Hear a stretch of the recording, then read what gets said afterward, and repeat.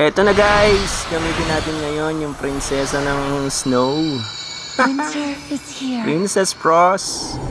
Napakalakas na ito, kabalitaan.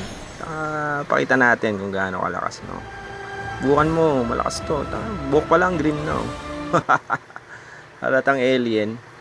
Na alien breed to, malakas to. Ayan o. Ayan o. Pakitaan natin ang first blood. Yun. Dito guys, pinakikita ko lang sa inyo yung tamang paggamit ng Princess Frost. Dito tayo sa Honor of Kings. Ito na ngayon tayo eh. Sa likod-likod ka lang, huwag ka masyadong pupunta sa harap. Delikado ka, malambot ka lang eh, bebe.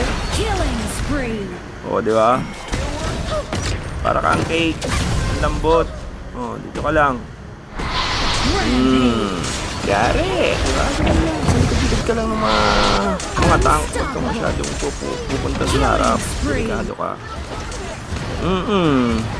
Ayan mo. Tignan mo naman. Basta pag na-skillan mo to, 1, 2, 3 pa tayo. Boss yan. Pero minsan ginagamit ko muna, inuna ko yung second skill para stun muna siya. Para mag-yellow ka agad siya. Tapos, kung available na yung mo, SS na, di ba? Ayun katulad na ito.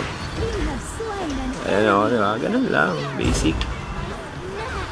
Lakas na ito sa early game, tsaka sa late game, malakas to.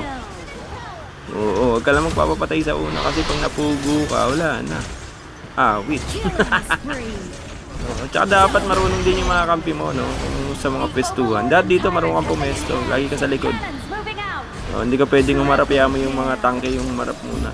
Tapos, atakihin mo sa likod. Yun. Ganda ng technique, no? Kita mo naman, no? MVP tayo dito. Godlike. Hindi ka pa nakapollow, baka naman. Apostolits. Follow. Ayun, no? Pure ball na naman to. Another star.